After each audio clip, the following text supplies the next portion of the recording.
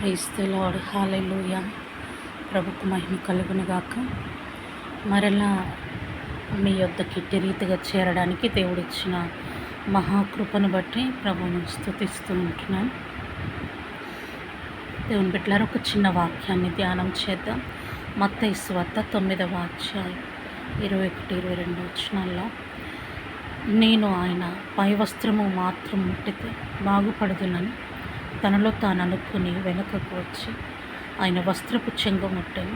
యేసు వెనుకకు తిరిగి ఆమెను చూచి, కుమారి, ధైర్యముగా ఉండము, నీ విశ్వాసము నిన్ను బాగుపరచునని చెప్పగా ఆ గడియ నుండి ఆ స్త్రీ బాగుపడెను. ప్రభుకు మహిమ కలుగునుగాక.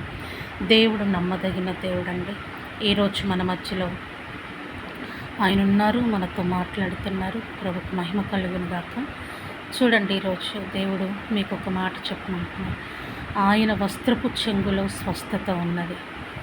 చాలామంది మరి ఆయన గురించి తెలియని వారు, అవగాహన లేనివారు, ఆయన ఎలా ముడతాడు, ఎలా స్వస్థపరుస్తాడు అని వారు ఆలోచన చేస్తూ ఉంటారు.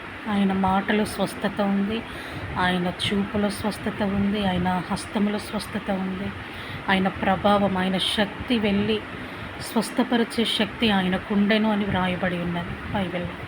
మరి ఆయన శక్తి ప్రభావముల ద్వారా కూడా స్వస్థపరచగలడు. ప్రభుకు మహిమ కలుగునుగాక. మరి ఇంకొక మాట, ఆయన వస్త్రములో శక్తి ఉంది, ఆయన ఉమ్మిలో శక్తి ఉంది, ఆయన నోటి మాట వలన శక్తి ఉంది. ఈరోజు ఎలాగైనా స్వస్థపరచగలడు.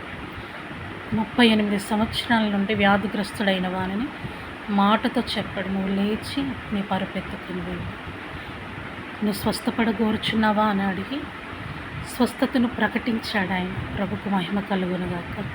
ఈరోజు చూడండి, ఆమె ధైర్యముగా అంటే ఎదుట ఉన్నప్పుడు ఆయనను ముట్టలేదు, అది భయపడినట్లే కదా అని మీ ఆలోచన. కానీ ఎందుకు ధైర్యం అంటున్నానంటే, ఎవరి దగ్గర లేని స్వస్థత, శక్తి, ఆరోగ్యం, ప్రేమ, క్షమాపణ ఆయన యొద్ద ఉన్నవి.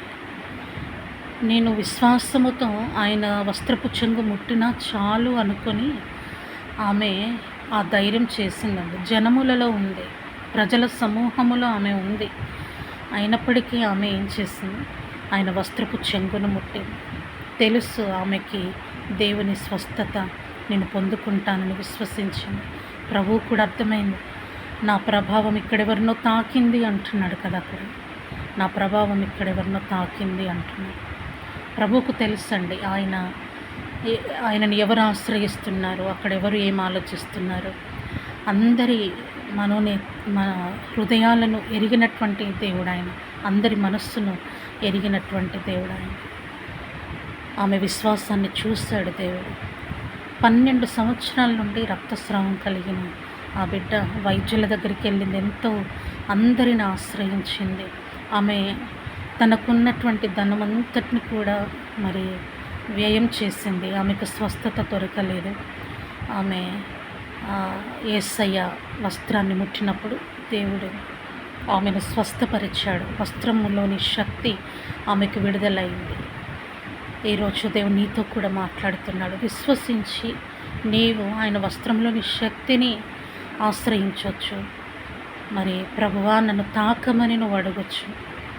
విశ్వాసముతో నీవు దేవుని యొద్దకు వెళ్ళి, నా పరిస్థితి ఇదయ్యా అని చెప్పి, కేవలము బలహీనత ఒక్కటే కాదండి, స్త్రీలు ఒక్కరే కాదండి, పురుషులు, చిన్నవారు, పెద్దవారు, యవనస్తులు, మీరెవరైనా సరే ఆయనను ఆశ్రయిస్తే చాలు, గొప్ప మేలులు మీ జీవితంలో జరుగుతాయి. ఒకవేళ ఎవరికి చెప్పుకోలేని బలహీనత చేత నువ్వు బాధపడుతున్నావేమో, ఎవరికి చెప్పుకోలేని సమస్యల చేత కృంగిపోతున్నావేమో, నువ్వు పర్సనల్గా చూడండి, జనసమూహములో ఉన్నప్పటికీ కూడా ఆమె ధైర్యం చేసింది అని ఎలాగ మనం చెప్పుకోగలమో, ఆమె పర్సనల్గా ఆయనను ఆశ్రయించింది, ప్రజలలో ఉన్న ఆయనని పర్సనల్గా ఆశ్రయించిందని కూడా చెప్పుకోగలం.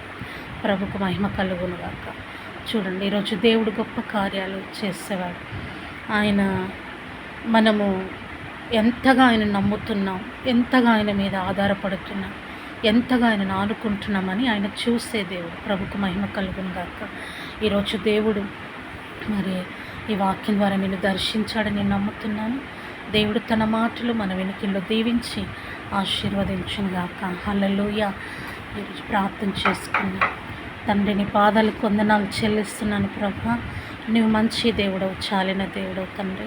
నీ దగ్గర స్వస్థత దాగి ఉంది, సమస్యలకు పరిష్కారం దాగి ఉంది. ఎవరికి చెప్పుకోలేని అనేక పరిస్థితులకు నీ యొక్క జవాబు ఉన్నది నాయన. నమ్మి విశ్వసించిన వారికి నువ్వు కార్యం చేసే దేవుడు తండ్రి.